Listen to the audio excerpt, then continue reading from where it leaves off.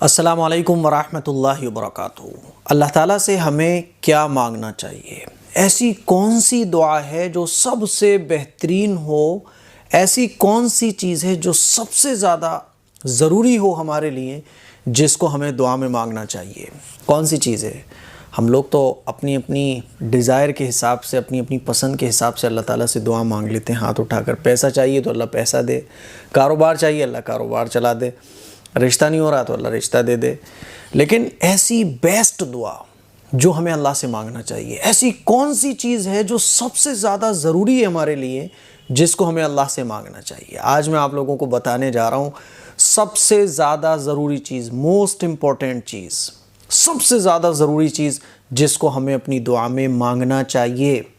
اور جب بھی ہم دعا مانگیں تو اس چیز کو سب سے پہلے مانگیں اور خوب مانگیں۔ اگر وہ چیز مل گئی تو سمجھ لیجئے ساری چیزیں مل گئیں، اور وہ چیز نہ ملی تو پھر چاہیں ہماری کتنی خواہشیں پوری ہو جائیں لیکن بیکار ہیں۔ تو آج میں آپ کو بتانے جا رہا ہوں ہمارے لیے سب سے زیادہ ضروری چیز جس کو ہمیں اپنی دعا میں مانگنا چاہیے۔ میں آپ کو ایک حدیث سناتا ہوں۔ حضرت عباس ابن عبد المطلب رضی اللہ تعالیٰ عنہ، صحابی رسول ہیں، حضور کے چچا ہیں، ان سے روایت ہے کہ ارشاد فرماتے ہیں کہ میں نے عرض کیا یا رسول اللہ، مجھے ایسی چیز بتائیے جو میں اللہ تعالیٰ سے مانگوں، مجھے کوئی ایسی چیز بتائیں جو میرے لیے سب سے زیادہ ضروری ہو اور وہ میں اللہ سے مانگوں۔ ہمارے بھی مائنڈ میں آتا ہوگا نا کہ یار ایسی سب سے زیادہ ضروری چیز جو ہمارے لیے سب سے زیادہ فائدہ مند ہو، ہمارے لیے سب سے زیادہ بہتر ہو، وہ چیز کون سی ہو سکتی ہے اور ہمیں اللہ سے کیا مانگنا چاہیے؟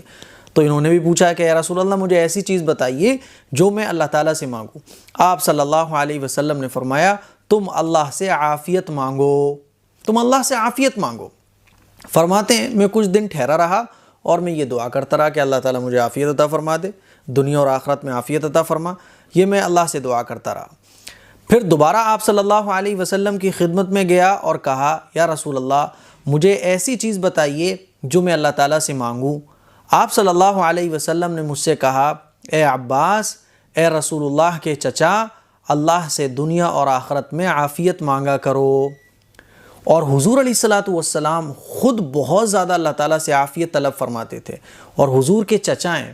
پہلی بار گئے، پوچھا یا رسول اللہ، مجھے بتا دیں میں اللہ سے کیا مانگوں؟ تو آپ نے فرمایا عافیت مانگو۔ پھر کچھ دن رکے، دوبارہ پھر گئے، پھر کہا یا رسول اللہ کچھ بتا دیں جو میں اللہ سے مانگوں؟ تو حضور نے فرمایا دنیا اور آخرت کی عافیت اللہ سے طلب کیا کرو، اور یہ بہت ضروری چیز ہے۔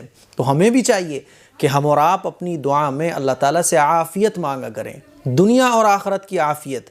ایک دوسری حدیث ہے جو میں آپ لوگوں کو سنانا چاہتا ہوں، اور یہ حدیث جو ہے ترمذی شریف میں موجود ہے۔ حضرت عبداللہ ابن عمر رضی اللہ تعالیٰ عنہما فرماتے ہیں کہ رسول اللہ صلی اللہ علیہ وسلم نے فرمایا، تم میں سے جس کے لیے دعا کے دروازے کھولے گئے اس کے لیے رحمت کے دروازے کھول دیے گئے، اور اللہ تعالیٰ کے نزدیک اس سے عافیت مانگنا ہر چیز مانگنے سے زیادہ محبوب ہے۔ اللہ کو بھی بڑی پسند ہے عافیت۔ جب ہم مانگتے ہیں نا اللہ تعالیٰ ہمیں عافیت عطا فرما، اب یہ عافیت ہے کیا چیز میں بھی آپ کو بتاؤں گا، لیکن جب ہم اللہ سے عافیت مانگتے ہیں کہ اللہ تعالیٰ، اے اللہ مجھے دنیا اور آخرت میں عافیت عطا فرما، اے اللہ میں تجھ سے عافیت طلب کرتا ہوں، تو اللہ تعالیٰ کو یہ سب سے زیادہ محبوب ہے یہ دعا۔ اسی طرح سے ایک تیسری حدیث ہے جو میں آپ کو سنانا چاہتا ہوں۔ حضرت ابوبکر صدیق رضی اللہ تعالیٰ عنہ سے منقول ہے، ارشاد فرماتے ہیں کہ میں نے رسول اللہ صلی اللہ علیہ وسلم سے یہ سنا کہ آپ صلی اللہ علیہ وسلم نے ارشاد فرمایا کہ تمہیں کلمہ اخلاص یعنی کلمہ شہادت کے بعد عافیت سے بڑھ کر کوئی چیز نہیں دی گئی، لہذا تم اللہ تعالیٰ سے عافیت کا سوال کیا کرو۔ تو میرے عزیز بھائیوں، میری بہنوں، ہمیں اپنی دعا میں سب سے ضروری چیز جو ہے وہ ہے عافیت۔ ہمیں اس کو اللہ سے مانگنا چاہیے، اے اللہ تعالیٰ مجھے دنیا اور آخرت میں عافیت عطا فرما، اے اللہ میں تجھ سے عافیت مانگتا ہوں، اللہ تعالیٰ عافیت عطا فرما۔ اب یہ عافیت ہے کیا؟ اس کا سیدھا سمپل جو ہے آپ لفظوں میں سمجھیں کہ عافیت کا مطلب ہوتا ہے کہ دنیا کی اور آخرت کی بھلائیاں، اے اللہ تعالیٰ میرے حق میں جو چیز بہتر ہو، جو تو میرے حق میں بہتر سمجھتا ہو وہ عطا فرما، دنیا میں بھی اور آخرت میں بھی۔ کیونکہ دیکھیے ہم اپنی نگاہوں سے بعض دفعہ بہت ساری چیزوں کو اپنے حق میں بہتر سمجھ رہے ہوتے ہیں، اپنے اس مائنڈ سے ہم سمجھ رہے ہوتے ہیں کہ یہ چیز ہمارے لیے بہتر ہے، لیکن اللہ جانتا ہے کہ یہ چیز ہمارے لیے بہتر نہیں ہے۔ تو ہمیں یہ نہیں مانگنا چاہیے کہ اللہ مجھے یہ چیز پسند ہے یہ دے دے، بلکہ ہمیں یہ مانگنا چاہیے کہ اللہ تعالیٰ ہمیں تو عافیت عطا فرما دے، اور جو چیز میں چاہ رہا ہوں اگر یہ میرے حق میں بہتر ہو، دنیا کی کوئی چیز ہے جو آپ مانگ رہے ہیں، تو اللہ سے دعا کریں کہ اللہ تعالیٰ یہ چیز جو مجھے پسند آ رہی ہے یہ اگر میرے حق میں بہتر ہو تو تو مجھے دے دے، اور اگر یہ میرے حق میں بہتر نہ ہو تو مجھ سے زیادہ بہتر جانتا ہے، بہتر جانتا ہے کہ میرے لیے کون سی چیز زیادہ بیٹر ہے، اے اللہ تو اس کے فیصلے فرما دے، اور اللہ تعالیٰ اس سے مجھے دور فرما دے۔ تو دنیا اور آخرت کی بھلائیاں یہ ہے عافیت۔ دیکھیے دنیا کی بھلائیاں مل جائیں یہ سب سے بڑی خوش نصیبی کی بات ہے، آخرت کی بھلائیاں مل جائیں یہ سب سے بڑی خوش نصیبی کی بات ہے۔ اسی لیے حضور نے فرمایا کہ اپنی دعا میں عافیت طلب کرو اللہ سے۔